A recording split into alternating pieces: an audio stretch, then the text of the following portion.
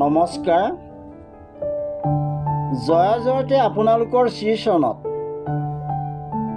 সেৱা জনাই আজিৰ ভিডিঅ'ৰ মাজলৈ আগবাঢ়িছোঁ। আজিৰ বিষয়ভাগ হ'ল নামঘোষাৰ প্ৰাৰ্থনাৰ ৭১ নং ঘোষাভাগ ভাঙনি আৰু বিশ্লেষণ কৰিবৰ বাবে আগবাঢ়িছোঁ। ঘোষাভাগ হ'ল অপৰাধ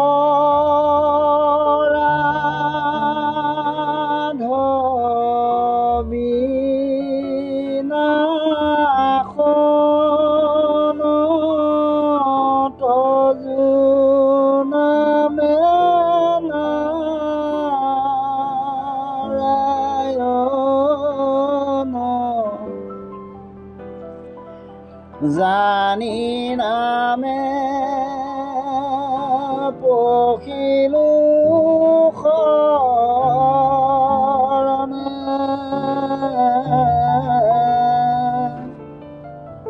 আন গতি নাহিকে মৰণে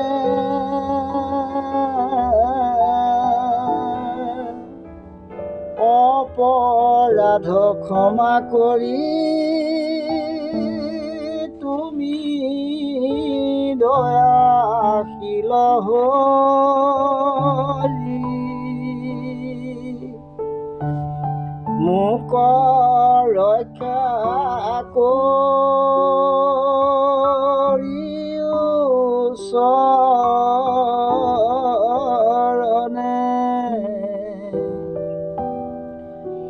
ৰাম মোক ৰক্ষা কৰি চৰণে অপৰাধ বিনাশন তজু নামে নাৰায়ণ জানি নামে পখিলো শৰণে আনগতি নাহিকে মৰণে অপৰাধ ক্ষমা কৰি তুমি দয়াশীল হৰি মোক ৰক্ষা কৰিও চৰণে। ভাঙনি ভাগ হ'ল হে পৰমেশ্বৰ, তুমি পতিতপাৱন নামৰ অধিকাৰী বুলি জানি তোমাৰ নামত শৰণ ল'লোঁ।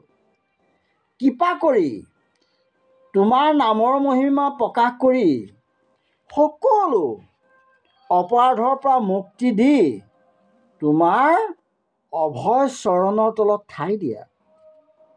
কাৰণ মৰণ কালত তোমাৰ চৰণৰ বাহিৰে মোৰ আন গতি নাই।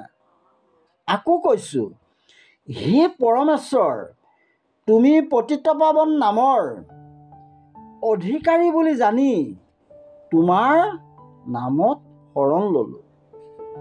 কৃপা কৰি তোমাৰ নামৰ মহিমা প্ৰকাশ কৰি সকলো অপৰাধৰ পৰা মুক্তি দি তোমাৰ অভয় চৰণৰ তলত ঠাই দিয়া। কাৰণ মৰণ কালত তোমাৰ চৰণৰ বাহিৰে মোৰ আন গতি নাই। ঘোষাভাগ বিশ্লেষণ কৰিব বিচাৰিছোঁ। এই ঘোষাত মহাপুৰুষ মাধৱদেৱে নামৰ মহিমা প্ৰকাশ কৰি নামতেই শৰণ ভিক্ষা কৰিছে আৰু প্ৰভু ভগৱন্ত কৃষ্ণৰ অভয় চৰণত স্থান পাবৰ বাবে প্ৰাৰ্থনা কৰিছে। জীৱৰ অপৰাধ অসীম, খোজে প্ৰতি অপৰাধ সিদ্ধ হয়। সকলো অপৰাধৰ পৰা বা সকলো পাপৰ পৰা একমাত্ৰ হৰিনামেহে উদ্ধাৰ কৰিব পাৰে। কীৰ্তনৰ পদত কৈছে, কলিত পৰম উপায় নাম একেদাৰে সিজে তিতয় কাম উপজে পুণ্য পাপ হুয়ে দূৰ মিলে মহুমুখ সুখ প্ৰচুৰ কলিত লোকৰ মলিন মতি নুপুজয় আন পূৰ্ণ সম্প্ৰতি নামহে পৰম ধৰ্ম কলিত নামেহে মৰণ সমলবিত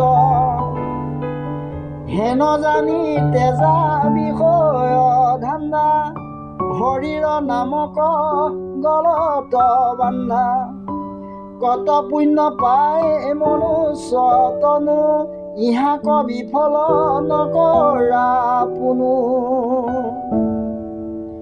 উপৰোক্ত পদভাগ ভাঙনি দিবৰ বাবে যত্ন কৰিছোঁ। কলিত পৰম উপায় নাম একেবাৰে সিজে তিতয় কাম উপজে পুণ্য পাপ হুয়ে দূৰ মিলে মহুমুখ্য সুখ প্ৰচুৰ। অৰ্থাৎ কলিত নামেই তৰণৰ পৰম উপায়। নাম ল'লে একেলগে তিতয় অৰ্থাৎ তিনিটা কাৰ্য সিদ্ধি হয়। পুণ্য অৰ্জন হয়, পাপ দূৰ হয় আৰু মুখ্য সুখ লাভ হয়।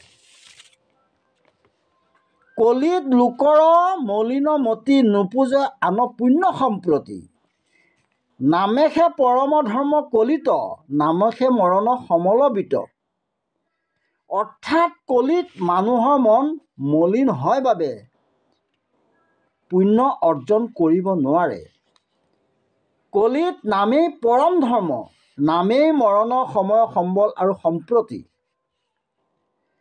হেন জানি তেজা বিষৰ ধান্দা হৰিৰ নামক গলত বান্ধা কত পুণ্য পায় মনুষ্য তনু ইহাক বিফল নকৰা পুনু। সেই কথা উপলব্ধি কৰি সকলোৱে বিষয়ৰ বাসনা ত্যাগ কৰি হৰিনাম গলত বান্ধা কিমান পুণ্যৰ ফলত মনুষ্য জন্ম লাভ কৰিছে, ইয়াক পুনৰ বিফলে যাবলৈ নিদিবা। ঈশ্বৰৰ নামত শৰণ ল'লেই নামে জীৱৰ সকলো পাপ সকলো অপৰাধ বিনাশ কৰে।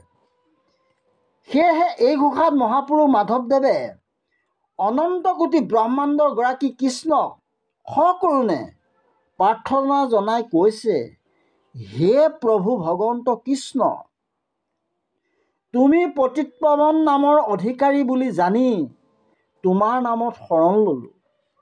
কৃপা কৰি তোমাৰ নামৰ মহিমা প্ৰকাশ কৰি সকলো অপৰাধৰ পৰা মুক্তি দি তোমাৰ অভয় চৰণৰ তলত ঠাই দিয়া। কাৰণ জীৱৰ অন্তিম কালত তোমাৰ দুখানি চৰণৰ বাহিৰে মোৰ আন গতি নাই। আজি ইমানতেই সামৰণি মাৰিছোঁ।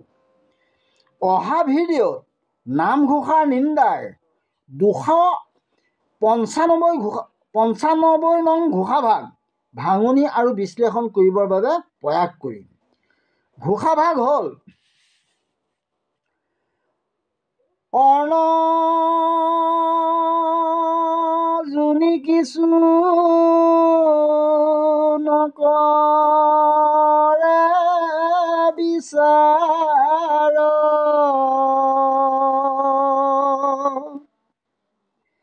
জাতি কুল ভস্ত বৈষ্ণৱৰ বেশ ধৰিয়া ফুৰ